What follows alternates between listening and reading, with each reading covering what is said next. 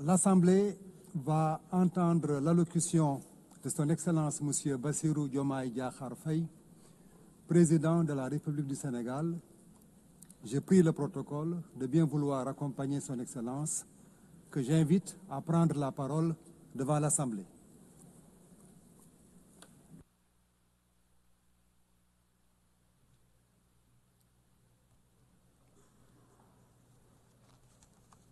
Madame la Présidente de l'Assemblée générale, chers collègues, Monsieur le Secrétaire général, Mesdames, Messieurs, distingués délégués.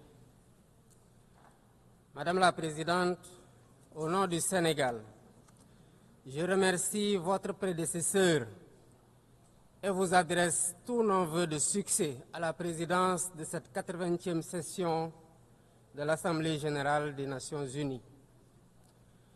Je renouvelle au secrétaire général, M. Antonio Guterres, notre soutien constant dans l'exercice de sa haute charge au service des États membres.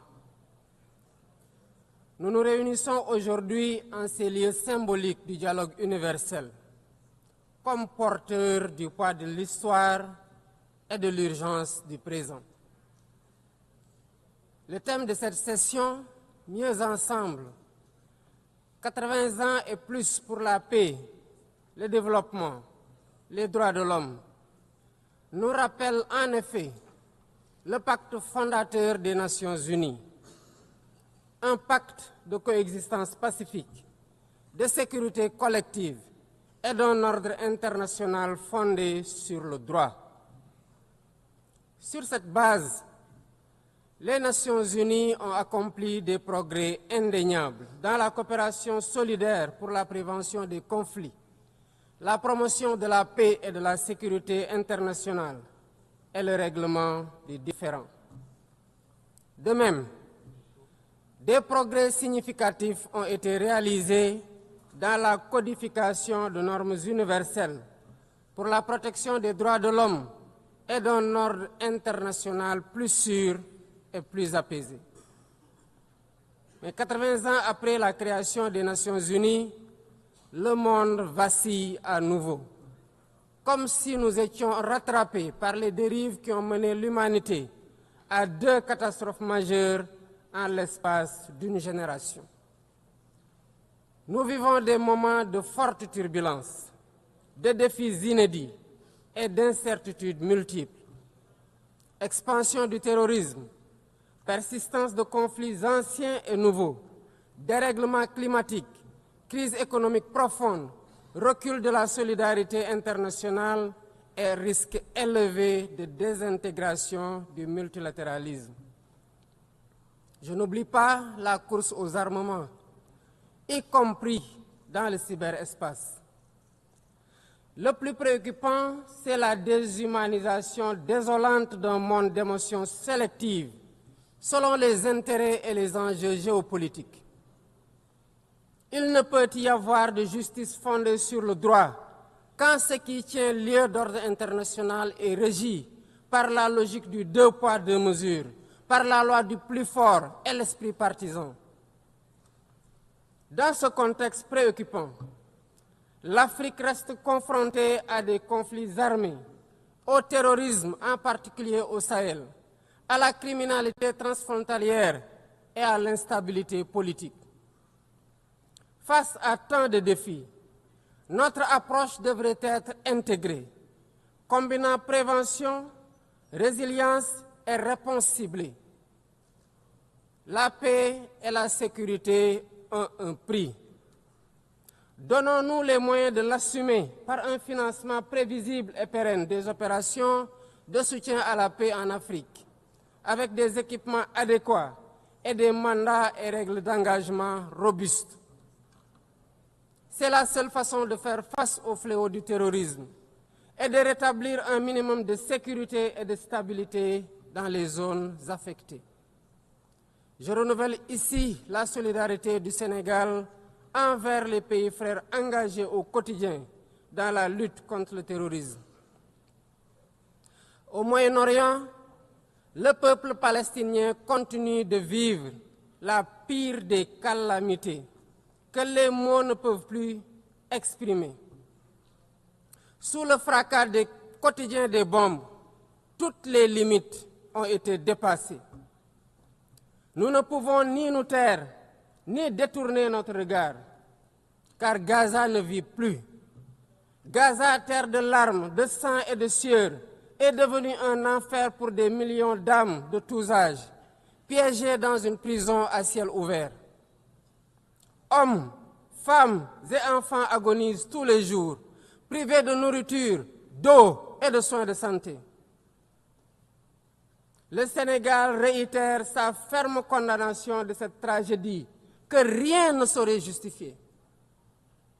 En sa qualité de président du comité pour l'exercice des droits inaliénables du peuple palestinien, le Sénégal considère que seule la création d'un État palestinien indépendant et viable apportera une paix durable pour toutes les parties, chacune à l'intérieur de frontières sûres et internationalement reconnues. Mesdames, Messieurs, il y a 80 ans, les pères fondateurs s'engageaient, à travers la création de l'ONU, à préserver les générations futures du fléau de la guerre, qui par 2 fois, en l'espace d'un quart de siècle, avait causé des millions de morts et d'indicibles souffrances. Au nom du Sénégal, je rends hommage aux pionniers et à tous ceux qui ont incarné les valeurs universelles de l'organisation, parfois au péril de leur vie. Dans ce monde en crise, les principes et les actes doivent rester les mêmes. La paix plutôt que les conflits, la justice plutôt que l'indifférence, le partenariat plutôt que les rapports de force. Mais cela n'est possible que par un multilatéralisme fort et revitalisé, pour en faire un cadre unique d'action, pour la paix, la stabilité, par le dialogue, la concertation et la résolution pacifique des différends. La survie du multilatéralisme exige qu'il retrouve ses principes fondamentaux, la responsabilité partagée et une solidarité active, le respect du droit international et une justice universelle conformément au statut de la Cour internationale de justice et de la Cour pénale internationale. En outre, nous ne pouvons occulter l'impératif de réforme de la gouvernance politique, économique et financière mondiale. L'ONU, par sa vocation universelle, doit agir en pionnière. Des délibérations et des décisions plus démocratiques, plus légitimes et plus représentatives de ses États membres, qui sont passés de 51 à 1945 à 193 aujourd'hui. Je renouvelle le soutien du Sénégal au consensus des Oulouini pour une représentation plus juste et plus équitable de l'Afrique au Conseil de sécurité. Il est temps d'instaurer une gouvernance économique et financière mondiale plus juste et plus inclusive pour répondre aux besoins de financement du développement durable. Nous savons tous que l'aide publique n'est pas la solution. D'autres leviers existent, notamment un cadre fiscal mondial équitable, afin que l'impôt soit payé là où la richesse est produite. L'accès au crédit dans des conditions soutenables, afin que la gestion du fardeau de la dette n'entrave pas les efforts de développement de nos pays. Enfin, la mise en œuvre effective de l'engagement de Séville, du pacte pour l'avenir et des objectifs de développement durable, pour un accès élargi à la santé, à l'eau, à la nourriture, à l'éducation, à l'énergie et au numérique.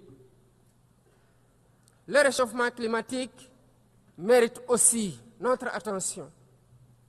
Il n'est pas seulement une menace, mais une question existentielle, une réalité qui frappe plus durement ceux qui y contribuent le moins, comme l'Afrique, avec moins de 4% des émissions mondiales. Et pourtant, sécheresse, inondations, érosion côtière et insécurité alimentaire rythment désormais la vie de nos populations. C'est une double peine devenue insoutenable. Le Sénégal renouvelle son attachement à l'accord de Paris sur le climat et appelle à une transition climatique juste et équitable par l'exploitation de nos ressources disponibles pour l'accès universel à l'électricité et l'amorce d'une industrialisation compétitive. La lutte contre le réchauffement climatique se fera indubitablement avec des financements conséquents pour l'adaptation, la simplification et l'accès aux fonds climatiques, ainsi que la garantie de transfert de technologies. Le Sénégal salue la création du fonds pour répondre aux pertes et dommages et appelle à la mobilisation de la solidarité internationale pour la constitution de ces ressources afin de financer les opérations sur le terrain. Excellences, Mesdames et Messieurs, face aux urgences et aux défis nombreux et complexes, nous ne sommes pas démunis. Le monde dispose des moyens nécessaires pour nourrir ceux qui ont faim, éduquer nos enfants, soigner les malades et faire taire les armes. Le véritable obstacle n'est ni financier, ni technique, ni matériel. Il est dans la volonté politique de faire du multilatéralisme un instrument de solidarité collective, de coopération plutôt que de confrontation, pour un avenir où la dignité humaine sera au cœur de nos décisions. Alors, faisons de ce 80e anniversaire des Nations Unies, non pas le constat d'un ordre épuisé, mais le point de départ d'un nouvel espoir, celui d'une organisation rénovée et plus efficace, au service des peuples qu'elle incarne.